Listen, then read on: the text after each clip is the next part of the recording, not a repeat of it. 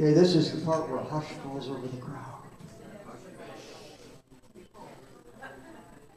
It is so great to be. I've been gone for 3 weeks. I could hardly stand it. It's so wonderful to be back and to come and see all my friends here. This, my friends, is the day the Lord hath made. Let us rejoice together.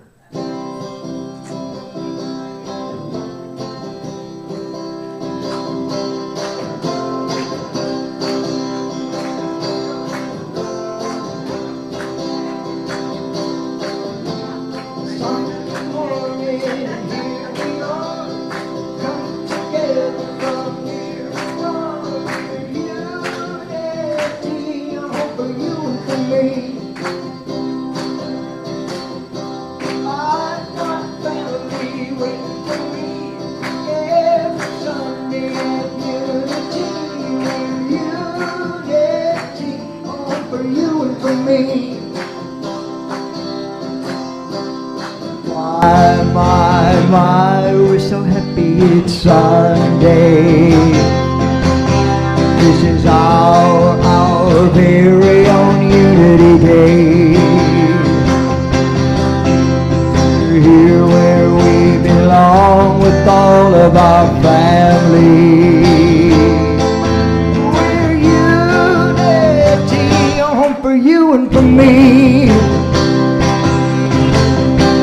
Sun shining and I am too. I feel so happy. How about you? We're unity, on for you and for me. We're so grateful that love abounds with the brothers and sisters all around. We're unity, on for you and for me. My, we're so happy it's Sunday. This is our very own Unity Day. We're here where we belong with all of our family. We're unity, home for you and for me.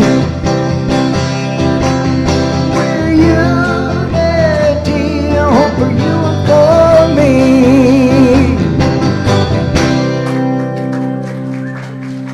Nicely done.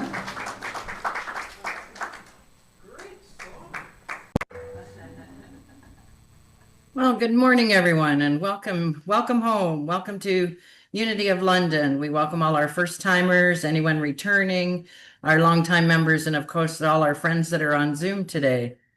We celebrate the spirit of abundance, love, and life in our community. And as we grow together, we learn the joys of giving as well as receiving from each other. So, as we said, welcome home. We celebrate the abundance and the openness to new ideas and sharing mutual support, connecting with each other, sharing our transformations, and evolving peace with one another, within ourselves and ultimately throughout the world. And June's power is imagination.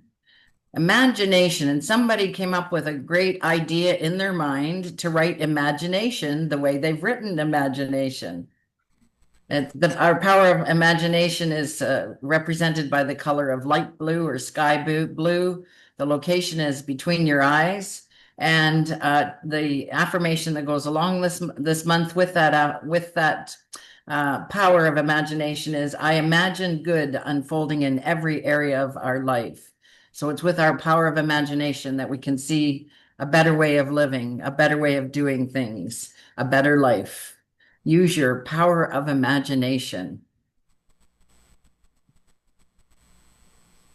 And as most people know, if you're fairly new to Unity, we believe in the 5 basic principles, and I invite everyone to affirm these with me.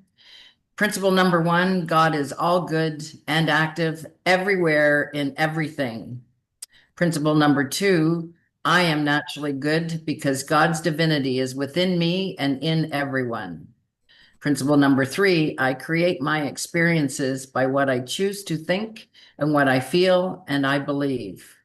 And number 4, thought through affirmative prayer and meditation, I connect with God and bring out the good in my life. And number 5, with zeal, I do my best by living the truth I know. I make a difference. And how do we do all of this at Unity of London? Well, we do our very best to inspire people to make a positive difference in the world. Be the change that you want to see. Set that good example for others to follow. Also by providing fellowship and education for spiritual seekers of all walks of life through our book studies, our prayers on Monday to Friday at 9 a.m., educational CE credits that we provide. But we welcome all spiritual seekers of all walks of life, and we believe we can truly coexist in peace. And we're going to have another song by Jim. Take it away, Jim.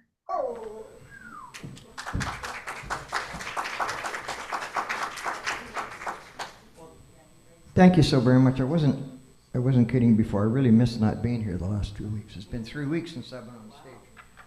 Not counting Wednesdays, of course, but so it's great to be back. Today is Father's Day, and I lost my father a very long time ago, and I still miss him every single day. And I'm happy about that. I'm glad that I miss him, because that just shows what a special relationship we had. I'm going to do a song here that was, the first time I saw this was on a television program. And it was about 1965, and I would have been 16 years old. And I just had a big fight with my dad. I loved my dad, and he loved me, and there was never any doubt about that. But I was 16 years old, and I was an idiot. And, boys at that age, you're testing yourself against your father, and we'd had a fight about something long, I don't know what it was. And I was still kind of angry about it, like you get at your dad, who does he think he is? Yeah. And I saw this TV show. It was the Donna Reed show. You remember the Donna Reed show? Yeah. Carl Betts and Shelley Fabaret and Paul Peterson. Well, in those days, a lot of the teen shows, the kids, particularly Ricky Nelson was the most notable one, had recording careers because they had this beautiful platform on TV. Shelley Fabaret had 2 or 3 big hit records, and Paul Peterson had 1. And I happened to be watching the show that day, and I was so glad afterwards that my dad hadn't been sitting there, because I think I would have gone to pieces. I was feeling guilty about having fought with my father, because I loved him so much. And Paul Peterson had on the show had a fight with his dad, and this is what Paul sang on that show. He isn't much in the eyes of the world. He'll never make his story. No, he isn't much in the eyes of the world, but he is the world to me. My dad. Now here is a man.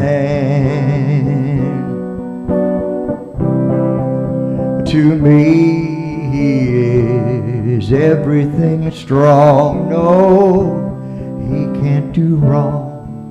My dad.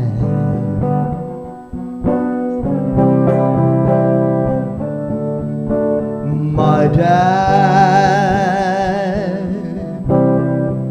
now he understands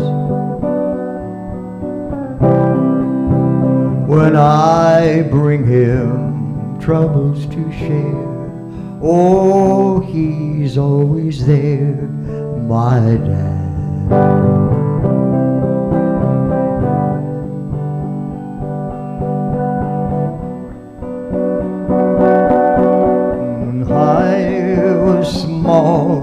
I felt 10 feet tall when I walked by his side, and everyone would say that's his son, and my heart would burst with pride. My dad. Oh, I love him so. And I only hope that someday my own son will say, my dad. Now here is a man, my dad.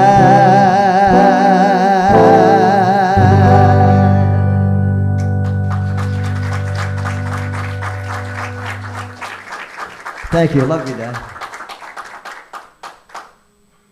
Thanks, Jim. And yes, happy Father's Day to all the great fathers out there, the fathers that are not natural fathers, but they father someone, uncles, all the guys that do great things for all the other people, all the females in the world and other guys. And so we come to our slide about our prayer requests. As most people know, Unity Unity Worldwide was founded over 130 years based on 130 years ago, based on affirmative prayer. And so if you're in the sanctuary today at 501 Nelson Street in London, Ontario, we invite you to put a name on a slip of paper or a group of names on a slip of paper and put those names in our prayer box where they will be prayed for for the next 30 days here in London, and then sent on to Silent Unity for further prayer. And of course, if you or anyone that you know is in need of prayer and you can't find someone, or those of us that are prayer chaplains appreciate that you're not going to call us at maybe 3 o'clock in the morning, at any time, 24 hours a day, 7 days a week, 365 days a year, there's a group of divine beings waiting to pray with and for someone like you. Just call 1-800-NOW-PRAY and receive a great prayer, and you'll be uplifted. Or if you know someone else that needs prayer and you're not comfortable praying with people, invite them to call 1-800-NOW-PRAY. And so now if you're comfortable, our prayer chaplains today online, we have Wilda. So those of us that are online, if we'd like one-on-one prayer, we can speak with Wilda. And if you're in the building at 501 Nelson, we have our wonderful Pauline available to pray with people following the service for individual one-on-one prayer. And Pauline will be by the orange steps waiting to go up to the prayer room, or she might be already in there, not right now, but after the service with somebody. So we invite anyone that would like individual prayer just to ask, and ye shall receive. And now I'll invite you to join me in prayer. So I invite you to close your eyes if you feel comfortable, and settle with your awareness into your heart space, feeling the chair comfortably holding you, supporting you. And as you take a couple of nice cleansing breaths, breathing in all the good that is around you, and exhaling, letting go of all the busyness from the morning, any worrisome thoughts, any concerns that you have going on. Maybe it's later or this week. Just let it all go, and let's all be here together. Here together within our heart space, where we're joined with love. Spirit, God is love. And that love flows with and through each and every one of us every day. At any time when we decide to tap in and tune into the powers of God, it's there waiting for us. Today in our prayer, not only do we have all of our Unity of London members and our families and friends, we also hold in prayer the Unity Center of Winnipeg and the Unity Christ Center of Truth in Etobicoke, and all spiritual gatherings that are happening today, for we know that there are many paths to the one and only God. And today we hold the people that have had loss this week, whether it be loss of things, maybe in our crazy fires that are happening, loss of family members or friends, for it is their time to transform and move on. We understand that nothing really is lost. We may feel lost without a person or a thing. We may wonder how life will be moving forward with whatever the loss we've experienced. But when it's people, their memories and their love is still in our hearts, so nobody's lost. And with things, they can be replaced. As a wise man once said to me, never cry over anything that can't cry over you. For loss is something of life. We let go and make room for newness. And sometimes we have to use that power of imagination to see the newness and to see that it can be good. And it is good. And so as we prepare for a wonderful service, knowing that we will be transformed by some of the information or a hug or something today, and maybe you're the transforming piece that helps someone else. We are unity. We are all one with each other. And so it is, and so we let it be. Amen. And now I welcome today's platform assistant, Nancy Youngson, for the reading of today's daily word and the introduction of our speaker.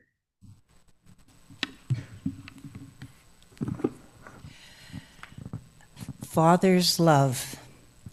I bless those special ones who have shown me Father's love. A father's love is like no other. It gives me the warm feeling of protection and gentle guidance and inspires me to live up to its example. Father's love takes many forms. It might mean helping with homework, coaching sports, and teaching of all kinds. It might mean the wise counsel and loving guidance that prepares children to be self-sufficient and ready for the freedom and responsibilities of adulthood. A father's love may come from many earthly sources. No matter who showed me this love, its origin was divine. God is at the heart of all fathers' love. I pray that all fathers and father figures feel the appreciation of those they teach, love, and protect. May they know the love of God as they have brought it into the world. From Isaiah 38:19, fathers, make known to your children your faithfulness. Today, Mary Wood is here.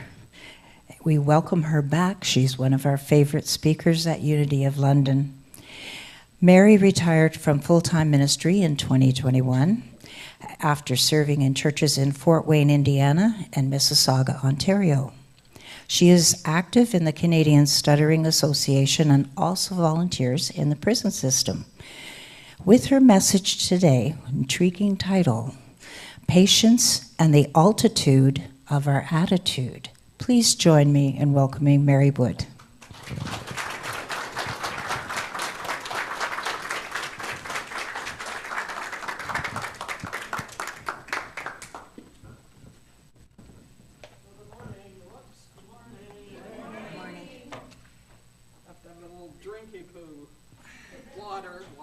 I'm not sure your speaker's on.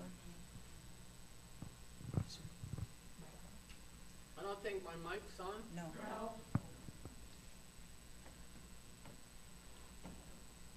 Well, hey, I got the high sign. Here. Well, happy Father's Day again. Did you know that the beginning of Father's Day goes back farther than I thought it did? The earliest record was found in the ruins of Babylon. That was a while ago.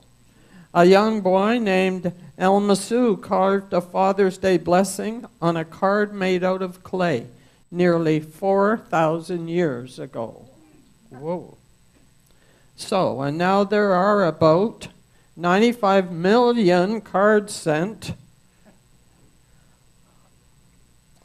I read somewhere that the favorite gift is a tie, but I think that's changed. I think there's other things that are given. And I thought on this Father's Day, too, I think of my own dad. He died when he was 80 years old, but him and I shared something. He stuttered, and I still stutter on occasion. So we had that. Charles Fillmore said that patience, we're going to talk about patience today, is an attitude of mind that's characterized by poise, by inner calmness, and quiet endurance, especially in the face of trying conditions. And I thought, we might be experiencing just a tad of that these days. So let's see how we can exhibit these qualities in our life today. And I thought, remember that thing, patience is a virtue, possess it if you can. I won't finish the rest of it. Seldom found in, but never found in man. Ooh. You can take that out if you want.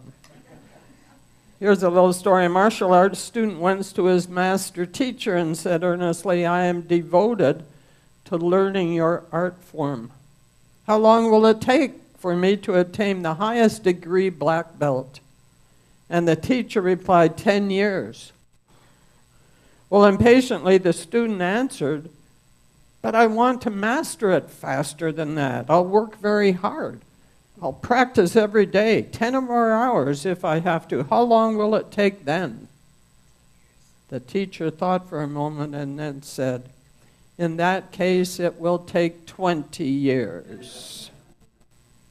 Charles Roth, a Unity minister, writes in his book, A New Way of Thinking, patience is a sign of maturity. I thought, oh, darn it. Some days I'm not very mature. Anyway, gosh darn it, emotional and spiritual. And sometimes our actions aren't that much different than a 2-year-old who can't have his ice cream cone right away. I know how that feels some days.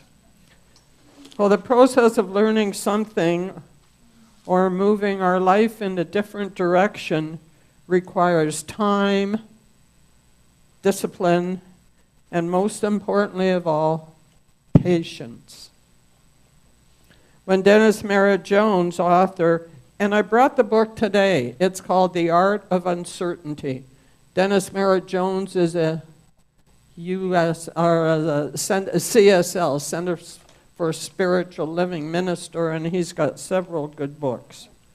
Anyway, when Dennis was 27, he discovered New Thought pioneers such as Charles and Myrtle Fillmore, Ernest Holmes, Emma Curtis Hopkins. He couldn't wait to apply them all the first week that he began his study. And he came to understand that you can't put 5 gallons of wisdom into a 1-gallon container. It takes time and patience to create a larger container, which is our consciousness or belief system. It still requires you and I to come to the edge of uncertainty and to be aware of our old beliefs and old ideas, and then letting them go. The mystery of me is still yet to be. That's a good one. Moving from where we have been to where we want to be can be difficult if we seek instant gratification. Our consciousness has been created over many years by embracing certain beliefs about ourselves and about our world. Slow and steady wins the race. There's a little story about that. Albert Ernest Clifford Young was an Australian potato farmer and an athlete, best noted for his unexpected ultramarathon when he was 61 years old. Cliff trained for the race by running in rubber boots on his property. In 1983, he won the first Sydney to Melbourne marathon of 875 kilometers. He ran at a slow, loping pace and trailed the leaders for most of the course. But by denying himself sleep and running while the others slept, he slowly gained on them and eventually won by a large margin. You see, patience makes the pathway more enjoyable and more rewarding. But so often it's, dear God, give me patience and give it to me when? Now. Want it now. A lack of patience deals with much of what we have come into this incarnation to learn to transcend. A need to control everyone and everything. Impatience triggers our attachment to the belief system that a clock runs our life. So how much of our days are spent believing that? Oh, it's 9 o'clock, I should be there. Impatience encourages judgment and intolerance of other people's behaviors and abilities as well as our own. I can relate to that sometimes. Nobody else? Oh, well, that's okay. Impatience is the unformed energy of fear that is looking for a target. It begins with a belief that triggers a thought, then that stimulates an emotion, then that erupts as words that justifies behavior that, like a heat-seeking missile, finds a suitable target upon which to project itself. Patience is something you admire in the driver behind you, but you scorn in the one ahead of you. I thought about that this morning as I was driving. And the target of our impatience can be another person who is not performing to our expectations, and an inanimate object such as a traffic light that seems to be stuck on red. The list can be quite lengthy. And it is you and I who are the real recipients of the negative effects of our impatience. Let's have that one again, because I think that's important. At least it is for me.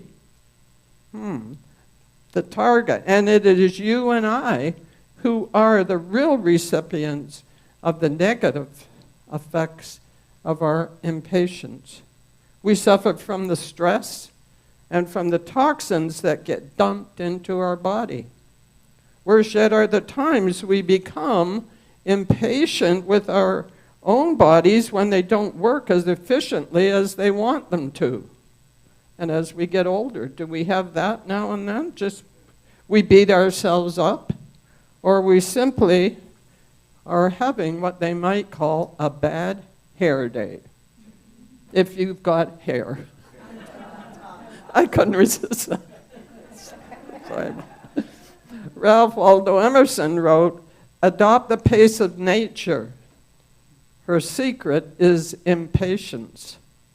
Here's a little example. Like any plant, Chinese bamboo tree requires nurturing. Water, fertile soil, sunshine. In the first year, we can see no visible signs of activity. In the second year, again, no growth. The third, fourth, still nothing is happening. And finally, in the fifth year, behold a miracle. The Chinese bamboo tree grows 80 feet in just 6 weeks. With patience, we can ripen naturally.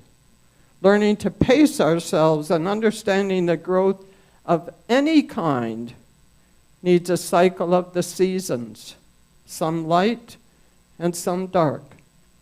The wisdom of uncertainty works by encouraging us to slow down, move mindfully, and that at times often requires patience. So with enough patience, we learn to trust that we live in a universe that holds unlimited potential for us and is guiding us to that potential 24/7. The only way we can receive that guidance is to open ourselves and being present to it.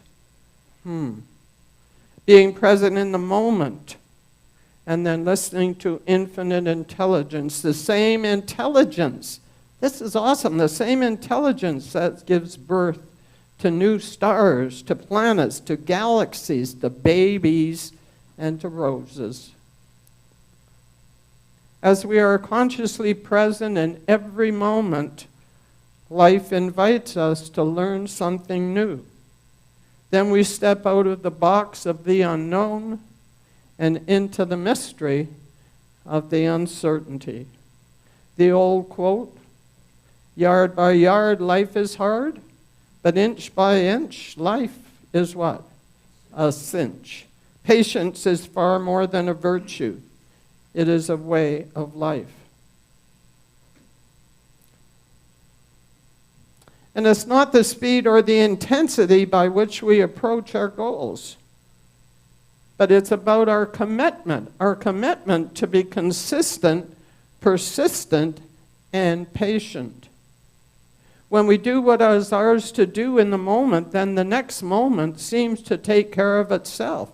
But when we put our attention way down the road, way out here, we tend to stumble and miss the present moment. Why? Because the mind and the body are in two different places.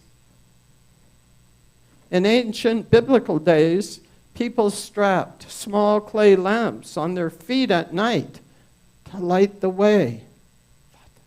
These lamps only cast light a few feet in front of them. Psalm 119, verse 105 reads what? Your word is a lamp unto my feet, a light to my path. And when we live and when we move with patience, life is easier with each step because we can see all that needs to be seen. We know we're moving in the right direction even when we cannot see the final destination. Patience is the portal to what is next. Patience is far more than just a virtue. It is the way. Charles Swindoll wrote, I am convinced that life is 10% what happens to me and 90% of how I react to it.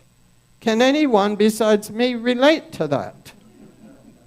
10% what happens to me and 90% is how I react to it. When we are patient, we are in charge of our attitude. Our attitude is the deciding factor in what is yet to be. It determines not only how you and I see the world, but also how the world sees you and I. Our attitude broadcasts an energy that goes before even we get where we're going.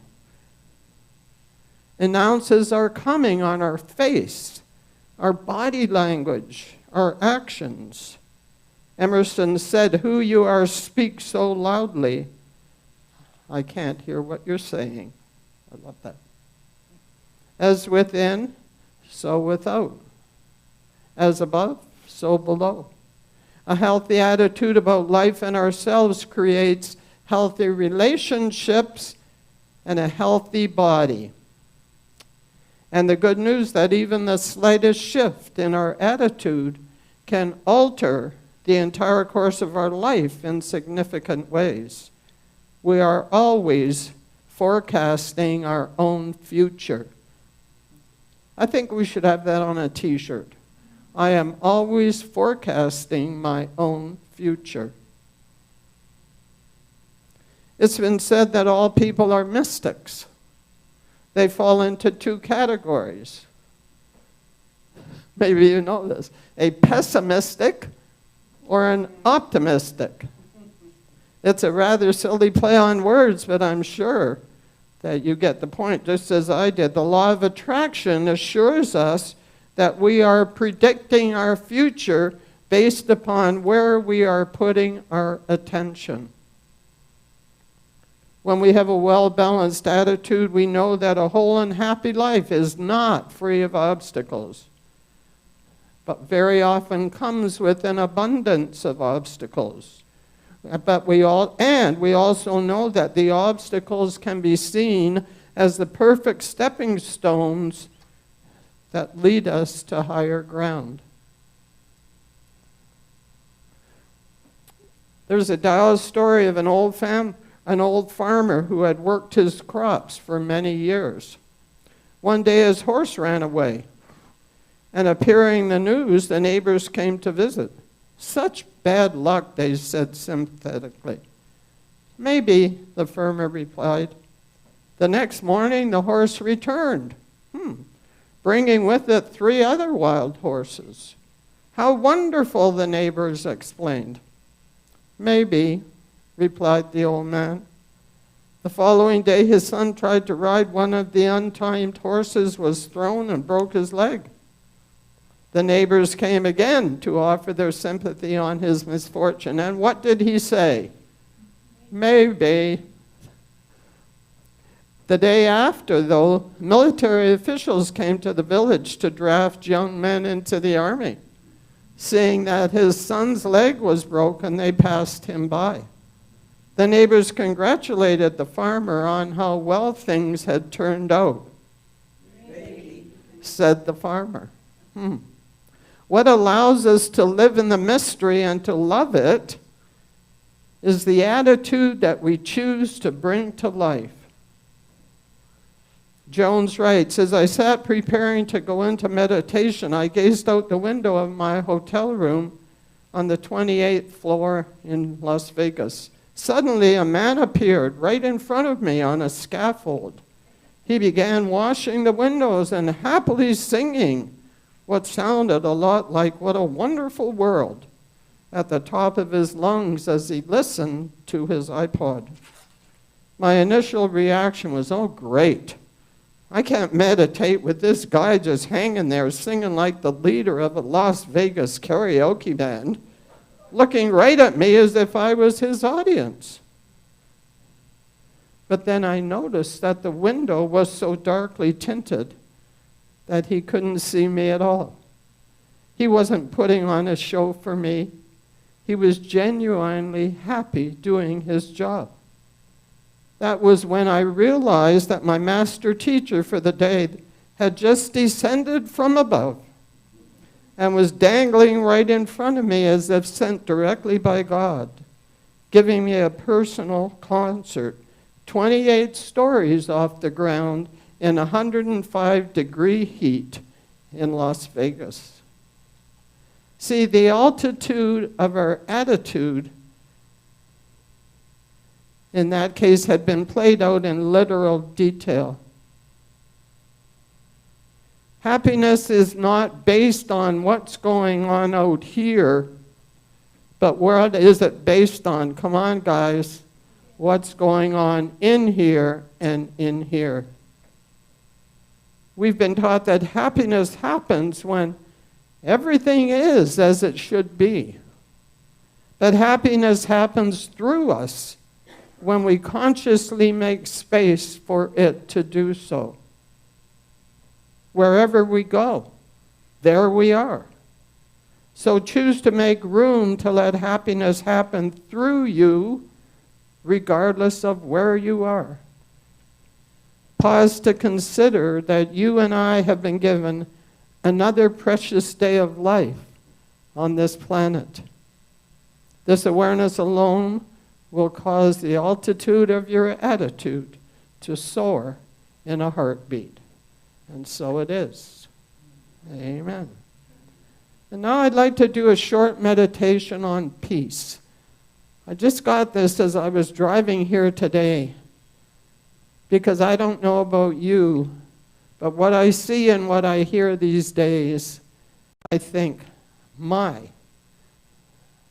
thoughts of peace out there might help in some little way somewhere along the line.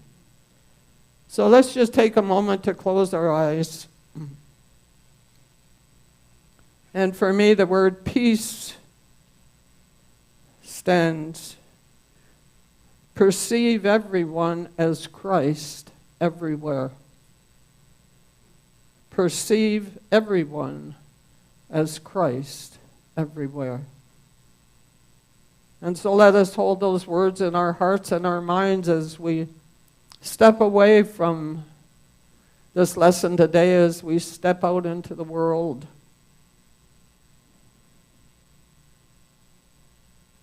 And as we hold these thoughts of peace, know that this doesn't guarantee that peace is going to happen in the next day, the next minute, or whenever. But we're not in charge of that.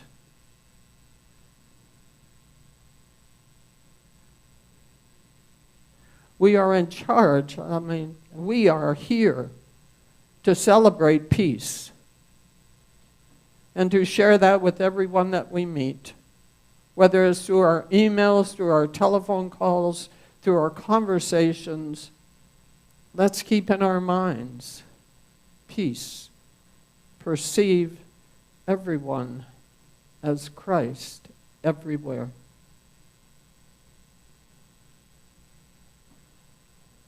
I think of Byron Katie's words, there is no good, there is no bad, there just is. And so sometimes it's difficult for me, maybe for you too, to get to this place of just is. No good, no bad, just is.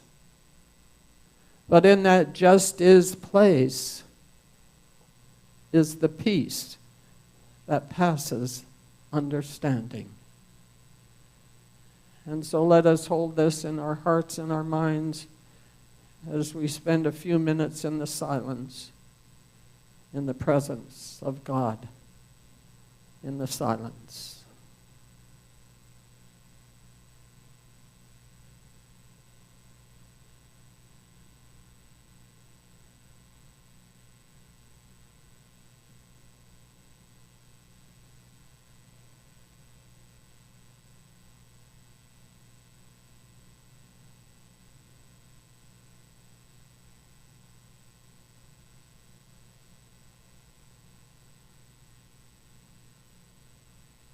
And so we say, thank you, God, for this opportunity to come together, to share the love, to share the joy, and to share the peace. And so it is. Amen.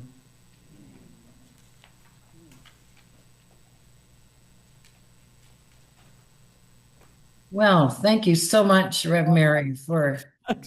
What's next? What's next? Thank you.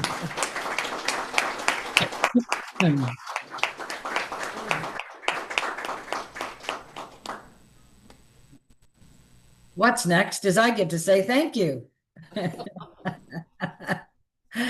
Thank you for an excellent talk, as always, Rev Mary.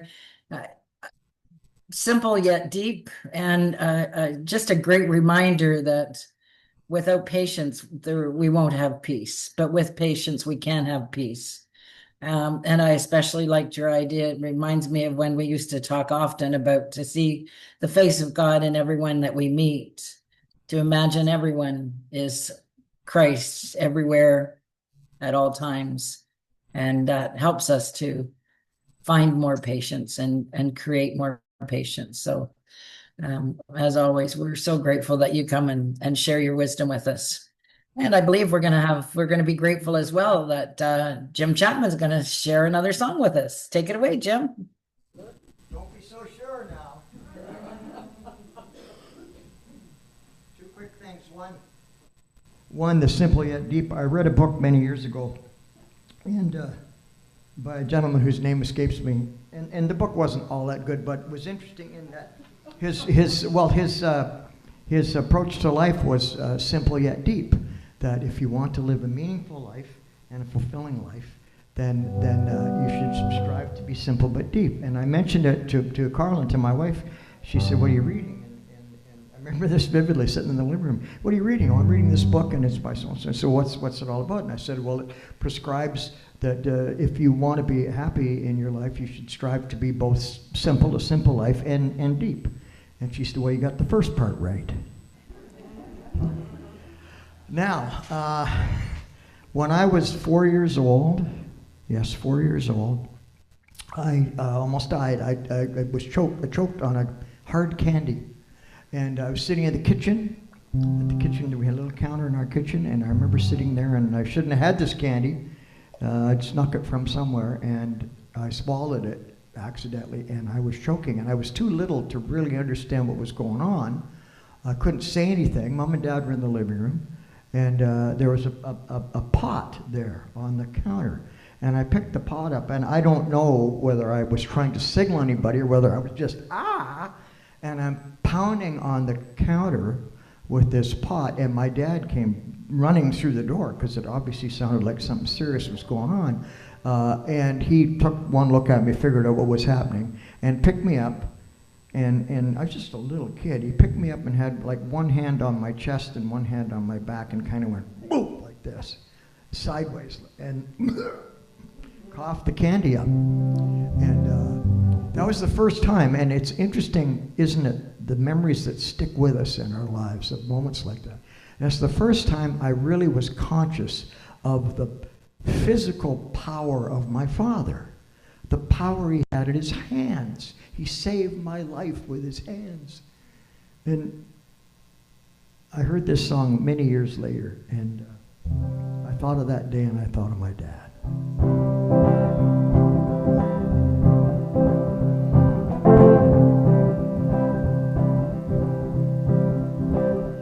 I remember Daddy's hands folded silently in prayer, reach out to hold me when I had a nightmare. You could read quite a story in the calluses and lines. Years of work and worry had left their mark behind. I remember Daddy's hands, how they held my mama tight, tied my back for something done right. There are things that I've forgotten that I loved about the man, but I always remember the love in Daddy's hands. Daddy's hands were soft and kind when I was crying. Daddy's hands were hard as steel when I'd done wrong. Daddy's hands weren't always gentle, but I've come to understand there was always love in Daddy's hands. I remember Daddy's hands working till they bled. He sacrificed unselfishly to keep us all fed. If I could do things over, I'd live my life again and never take for granted the love in Daddy's hand. Daddy's hands were soft and kind when I was crying. Daddy's hands were hard as steel when I'd done wrong. Daddy's hands weren't always gentle, but I've come to understand there was always love in Daddy's hand. Daddy's hands were soft and kind when I was crying. Daddy's hands were hard as steel when I'd done wrong. Daddy's hands weren't always gentle, but I've come to understand there was always love in Daddy's hands. There was always love in Daddy's hands.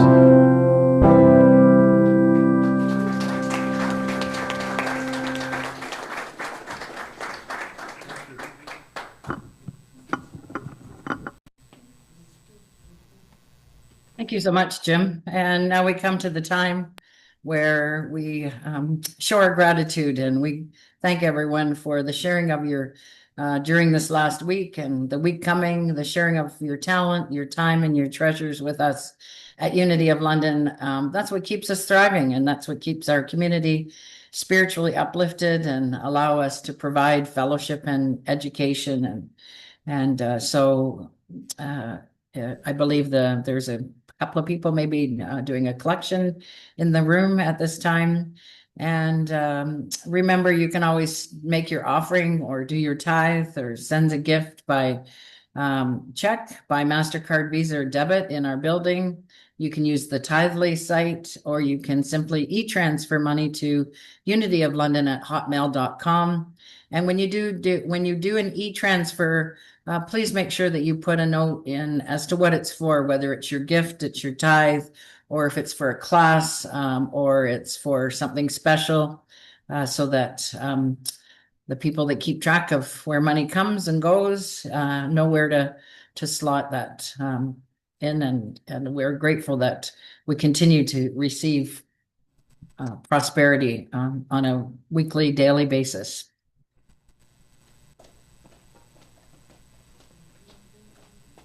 And it seems that we're ready for the prosperity blessing. So I invite you to share this, that we all believe that divine love flowing through me blesses and multiplies all that I have, all that I give, and all that I receive. And so it is. And I believe we're going to announcements. I just want to change my view here. There, I can see better. Okay, so announcements coming up next week is Sunday, June the 22nd. There will be a very brief town hall update, and it's mainly about the refinancing of the building, but also along with that, a barbecue and a bit of a potluck. And so why a bit of a potluck? Well, somebody's already decided what's being barbecued, I believe, but we'll be looking for salads and other goodies. There is a sign-up sheet at the back of the room, or speak to Lorraine if you would like to bring some food, some condiments, add to do the cooking, but help to make next Sunday a tremendous success for everyone. And remember, as we all know, many hands make light work. Also, we have a new volunteer coordinator. So Carol Moore, thank you so much, Carol. We appreciate and are very grateful for you to come forward and join Pauline, our spiritual leader, and the board of directors, and providing service to Unity of London. And remember, volunteerism is sacred service. Whenever you're volunteering your time and you're giving of selflessly, that is sacred service. And so it's a great way to participate at Unity of London. And if you have something on your heart that you feel would be helpful, or there's an area you'd like to work in or provide sacred service, please feel free to reach out to Carol or talk to Pauline or somebody on the board. And there's a space waiting for you, just in the right place where you're meant to fit in. And it is refinancing time, so our mortgage is coming up for renewal in July, and here it is the middle of June already. And so during from now and through to the time that we do refinancing, the board is doing a fund drive, so you can donate today. And that might be just an extra $10. That might be an extra $100. That might be an extra $1,000. Every little bit makes a difference. Again, as we have on the slide here, if you are giving towards the financing of the building or the paying off of the debt that is owed for our building, just put building fund on your gift, so that again, it gets posted appropriately. And also for many of the people that have invested in the building, perhaps maybe you'd like to gift the rest of your money to Unity of London or a portion of that. But let's just imagine, use our power of imagination, and that let's just see all kinds of finances coming in and our building being paid off, if not today, but tomorrow. And as long as we hold that in our imagination and we have the faith and we all do our part, it can be done, and it is done. And we thank everyone for their gifts, regardless of how small it might mean to think you, no matter how small you might think it might be, it all makes a huge difference. So thank you everyone for their gifts. And Wednesday nights, this Wednesday, Jim's got set up a salute to the Everly Brothers, music being played by Jim and Les Holmes, and then there's a song circle. So if you're looking to do a little dancing or a little singing, Wednesday night, 7:30 to 9 p.m. for $10 cash, you can't get a better deal. And you'll be hard pressed on a Wednesday night to find more fun. So check out Wednesday night at Unity of London at 501 Nelson Street and hear some great music. And it's Celebration Sunday. So following the service, we'll go and ask for anyone that's celebrating something special in the month of June to share their celebration, and we can all celebrate together. So we'll just take a few minutes following the service. And now we come to our time where we recite our prayer for protection. And again, I invite you to affirm this with me, that the light of God surrounds me. I am the light. And the love of God enfolds me. I am the love. The power of God protects me. I am the power. The presence of God watches over me. I am the presence. Wherever I am, God is, and all is well. And in the spirit of Unity of London, we say, yay, God. And we'll gather around and have our peace song.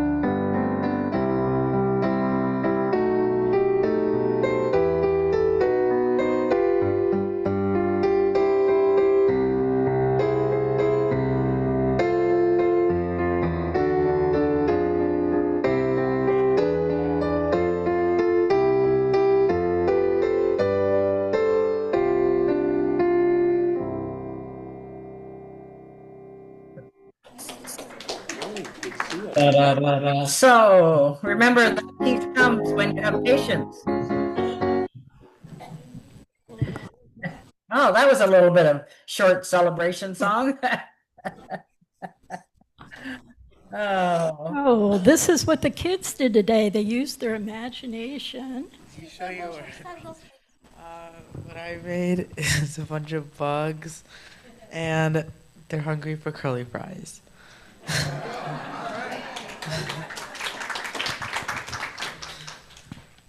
I made bugs trying to catch the curly fries. And it's raining. And it's falling from the sky. And it's falling from the sky.